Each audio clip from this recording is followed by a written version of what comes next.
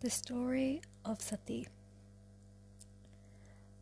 This is part of Hindu legend, and according to Hindu legend, both Sati and Parvati both were aspects of the Devi or goddess Adi Shakti, who is essentially divine feminine energy, and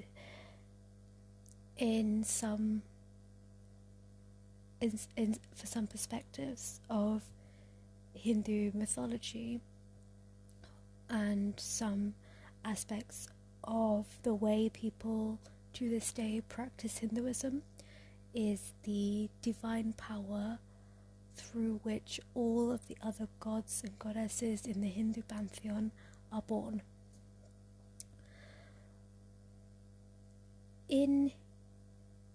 So within the Hindu legend, both Sati and Parvati, who are both the consorts and or wives of the god Shiva, were aspects of Devi, which translates directly to goddess, and helped Shiva come away from his hermetic isolation and involved him in samsara, which is the material world, so our world. So Sati is infamous for the fact that she self-immolated in sacrificial fire when her husband Shiva was being humiliated. And her name Sati was then lended to a sort of controversial practice where a widow will jump into the husband's funeral pyre as a final act of commitment and loyalty to uphold her own honour and that of her husband and his family. So let us get into the story of Sati. Originally, there was a king and a queen. The queen's name was Prasati, and her husband was King Daksha. They had an intense desire to have a daughter. So they had other children, but they really wanted another daughter, another child. King Daksha was a son of one of the triumphant gods, Lord Brahma, the god of creation.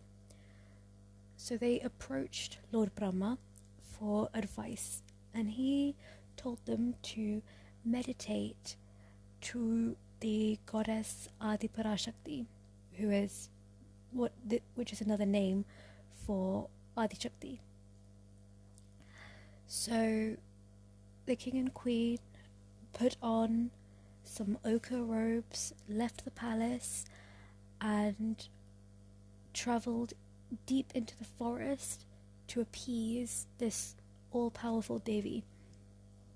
So they found a good spot in the forest and started meditating. So they braved harsh weather conditions and quietly sat in that meditation, not minding even the wild animals in the forest. After testing them like this for a long time, Devi Adi Parashakti appeared before them in a very superfluous form, in her most powerful form, with 1,000 hands, each holding infinite weapons.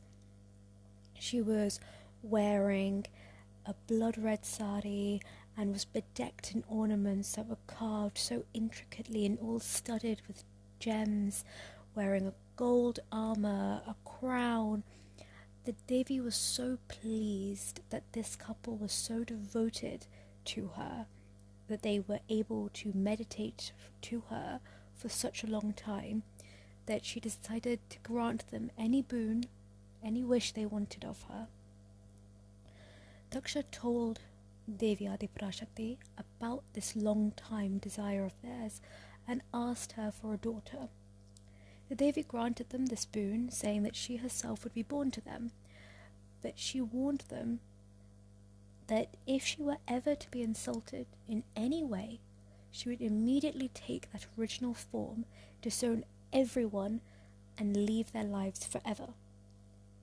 Daksha and Parasati agreed to Devi's conditions and, happy to have been granted their boon, returned to the palace. As per the boon, Adi Parashakti took human form and was born to Daksha and Prasati, which is why she is known as Dakshayani, Daksha's daughter. Brahma had made it and designed it so that Sati would grow up and marry Lord Shiva. So, as Daksha's daughter, he named her Sati. And Brahma, who is now her grandfather, had made this plan in his mind and agreed with Adi Parashakti beforehand that they would conspire or plan together in some way, because conspire sounds very conspiratory, to bring Shiva out of this meditative penance he had put himself in. So they agreed that Sati would grow up, and the plan for her, like her destiny, Sati's destiny would be to marry Shiva. So as a child, Sati adored Shiva and would love to hear stories and legends associated with him. The sage Narada, who is sort of like a messenger to the gods and goddesses in Hindu mythology, would often come to the palace that they lived in and regale her with stories of Shiva.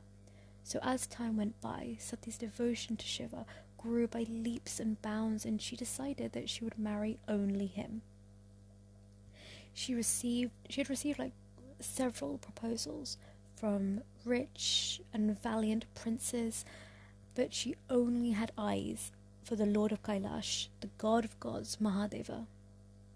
And Mahadeva is another name for Shiva. So in order to win over Shiva, Sati left the comforts of the palace and bade goodbye to her parents. She walked into the forest and decided to give herself up to severe austerities and the constant worship of Lord Shiva. So she went deeper into meditation and started renouncing food and water. At one point in time, she would eat just 1 leaf per day, and eventually she gave up even doing that. Her mother visited her in the forest and tried to coax her to eat, but she refused to eat or touch a morsel, and this abstinence gave her the name Uma. She also decided to do away with her clothing. So she braved harsh cold and lashing rains in this condition, continuing to meditate only on her Lord, which earned her the name Aparna. Her penance finally bore fruit, and realizing the extent of her devotion to him, Shiva decided to manifest in front of her. Acceding to her wishes, he agreed to take her as his bride. Sati was happy beyond belief, and then returned to her palace, awaiting the day when Shiva would come and take her away with him. Sati's father, Daksha, was far less pleased by this turn of events. Even though Shiva was known as Mahadeva, the god of gods, he was a staunch Vishnavite, who is like a devotee of Vishnu, and could not bear the fact that his favorite daughter and his youngest daughter was to wed someone lowly in his opinion, such as Shiva. But Sati was firm in her decision that she was going to marry Shiva. She became his wife and then left for Kailash to be with her husband. Daksha could not reconcile the fact that Shiva was his son-in-law and decided to excommunicate his daughter from the rest of the family. Soon after Satī and Shiva's wedding, Daksha organized a grand yagna, or a sacrificial ritual, at his palace, where he invited all kings, princes, gods and goddesses to attend, but did not invite Sati or Shiva, because he was still unhappy about his daughter getting married to whom he considered to be his archenemy, and planned to insult them both by not inviting them. On learning about the yagna and assuming that Daksha just missed the invitation, or assumed that as his daughter Sati would come anyway, Sati begged Shiva to go with her, but Shiva refused to give in to these wishes. So an upset Sati was determined to attend this grand event and defied Shiva's wishes and left alone to her father's kingdom. Shiva had warned her against going there because he knew that she would be insulted and humiliated. However, because Sati would not listen to what he had to say, he sent his own troops to escort her there. On seeing her arrive at the yagna, Daksha was furious and started shouting and yelling at her, hurling insults about her and Shiva. He made it very clear that neither she nor Shiva were ever welcome at the palace. Sati attempted to speak to her father and placate him, relating about how wonderful a husband Shiva was and how happy their marriage was. But Daksha turned a deaf ear to all this and just kept shouting at her and humiliating her and Shiva in front of everyone present. Finally, Sati could take it no more. She had warned Daksha and Prasuti in the past, when she was previously, before she was born to them, when in that form of Adi Parashakti, that she would desert them if she was insulted. So she flew into a rage and took on that original form. Her family and the kings, saints, sages, gods and goddesses, all present, were frightened by this terrible form, and she introduced herself to Daksha, saying she was the eternal power, and that she was giving up her mortal life by jumping into the sacrificial fire. She then cursed Daksha that he would be destroyed by her husband Shiva, and saying that she entered the sacred fire and self-immolated. After learning about what happened at Daksha's palace from the sage Narada, and now deeply saddened by Sati's death, an enraged and grief-stricken Shiva entered the location of the yagna and rendered the terrible Tandava, the dance of destruction. So this dance activated the negative cosmic energy to the extent of destroying everything around. Later, he pulled out a couple of locks of his hair and threw them on the ground. From one lock arose Virabhadra, Shiva's destructive incarnation. Virabhadra was dark and frightful, having 8 hands, each holding a weapon. From the second lock of hair arose Bhadrakali, a dark and extremely violent incarnation of the supreme goddess. She had a terrible form with 18 hands, each holding weapons such as the trident, chakra or a discus, a spear, mace, dagger, sword, vajra, conch, bow and arrow, and so on. Virabhadra and Bhadrakali were a couple working in tandem to destroy everything in sight. They were collectively known as Manvatra. They were assisted by 8 other goddesses, namely Chamudai, Ashani, Munamatrani, Bhadrakali, Katyayani, Vaishnavi, and Twaritra. The angry Shiva ordered them to start the process of destruction.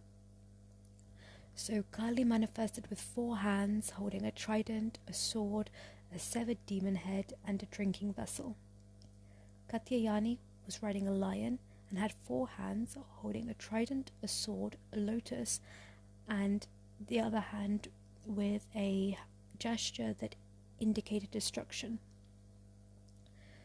Chamunde had 16 hands, holding a trident, a sword, a discus, a conch, a scimitar, a mace, a skull mace, a snake, a drum, a battle axe, a shield, bow and arrow, spear, a vajra, which is a thunderbolt, a drinking vessel, a thunderbolt,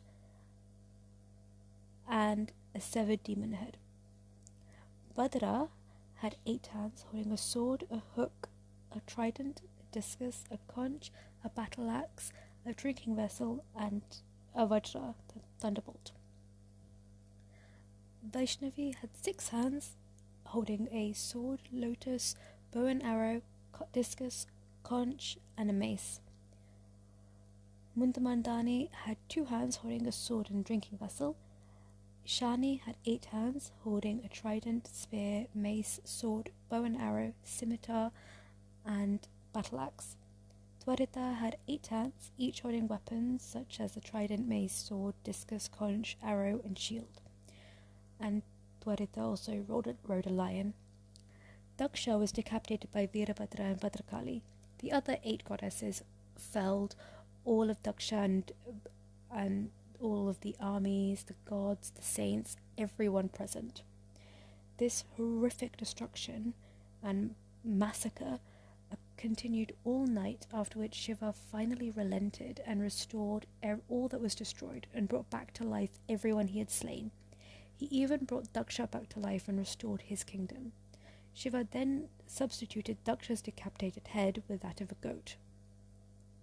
Daksha was humbled both by Shiva's show of strength as well as his show of grace. He completely changed, and Daksha then became an ardent devotee of Lord Shiva. In the meantime, a grieving Shiva carried Sati's charred body on his shoulder and roamed all around the world with it.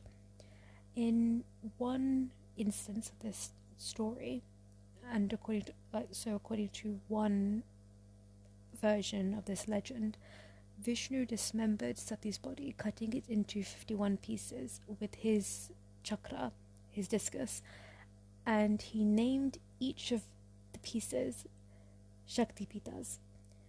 As Vishnu continued cutting them up, they fell onto the earth, scattering across different parts of India. Each of these body parts was a manifestation of Adi Parashakti. Shiva, who later regained his equanimity, reincarnated as Lord Bhairava in order to complete the huge task of protecting and preserving each one of these pitas. Several of these holy Shakti pitas have now become major places of pilgrimage, and many devotees will, all throughout the year, will come to these pitas, and they're considered particularly sacred to certain sects who consider the goddess Shakti as the supreme god, the one from whom all the other gods are born. Some other minor Shaktipitas too have become famous, as they're supposed to have emerged from the places where the Devi's blood drops fell onto the earth. After Lord Bhairava had successfully completed his task of protecting and preserving these pitas, Sati was reborn as Parvati, who was the daughter of Himavan, the king of mountains, and his wife. And in this incarnation, Parvati's father, unlike Daksha, was already a devotee of Shiva. So right from childhood, Parvati grew to adore and love Shiva and was always devoted to his worship. And eventually she married Shiva again, and they had a family in which they had 2 children, the Lord Ganesha and Lord Kartikeya, who is also known as Murga. And that is the story of the goddess Sati.